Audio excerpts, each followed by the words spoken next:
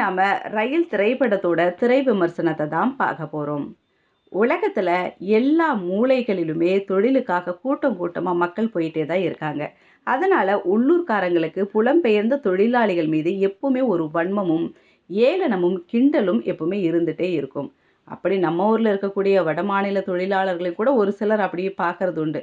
எங்க ஊர்ல வந்து நீ பொழைச்சிட்டு இருக்கியே அப்படின்ற மனநிலையில. ஸோ கதை எப்படி ஆரம்பிக்குதுன்னு பார்த்தீங்கன்னா, இந்த ரயில் திரைப்படம் ஆரம்பத்துல ஒரு அழகான தேனீல ஆரம்பிக்குது. அழகான தேனீல அதை விட அழகான ஊர்ல வசிக்கிறாரு நம்ம கதாநாயகன். சுத்த சோம்பேறிங்க.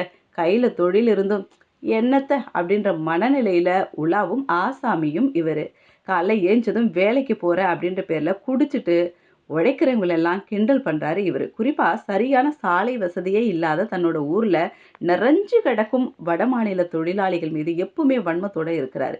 என்ன வன்மம் அப்படின்னு கேட்டிங்கன்னா, அவங்க தான் தன்னோட ஊர்க்காரர்களின் வேலைய பிடுங்கிட்டு, அவங்களுக்கு வேலை கிடைக்க விடாம வாய்ப்புகள தடுத்து நிறுத்துறாங்க வடமாநில தொழிலாளர்கள் அப்படின்ற மனநிலை. அதனால அவர் எப்பவுமே இந்த வடமாநில தொழிலாளர்கள எதனா கேலி கிண்டல் பண்ணிட்டு, ஸோ இத பத்தி व्यசனப்பட்டுட்டு இருப்பாரு.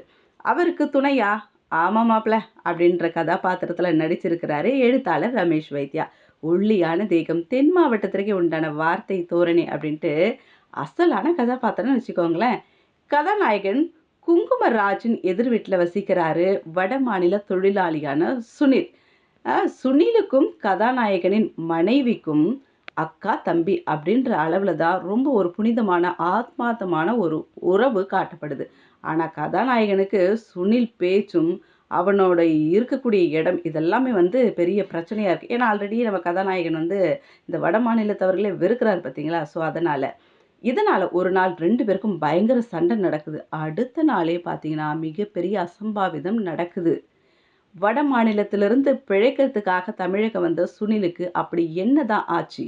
ஆணவத்துடனே இருக்கும் கதாநாயகன் திருந்தினாரா? இல்லையா? அப்படின்ற மீதி கதை தான் ரயில். இந்த படத்திற்கு வடக்கன் அப்படின்ட்டு பெயரிடப்பட்டிருந்தது. அதுக்கப்புறம் பார்த்தீங்கன்னா, ரயில்ன்ட்டு அதுக்கு மாற்றம் செய்யப்பட்டிருக்கு. உண்மையிலே பிழைப்பை தேடி ஒவ்வொரு நாட்டிலிருந்தும் மக்கள் அங்கும் இங்குமா பறந்துட்டே இருக்கிறாங்க.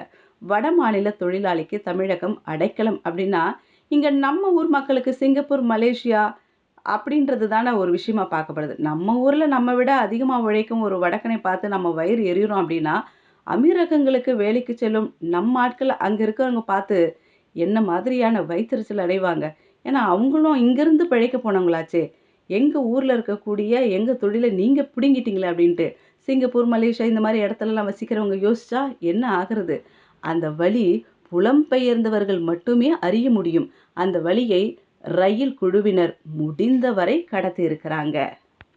வெண்ணிலா கபடி குழு, நான் மகான் அல்ல உள்ளிட்ட வெற்றி திரைப்படங்களில் வசனம் எழுதியவரான எழுத்தாளர் பாஸ்கர் சக்தி தன்னோட முதல் படத்திலேயே வணிக வெற்றிகளை குறிவைக்காம யாதும் ஊரே யாவரும் கேளீர் அப்படின்றதுக்கு உயிர் கொடுக்க நினைச்சிருக்கிறது பாராட்டுக்குரிய ஒரு விஷயம்தான்.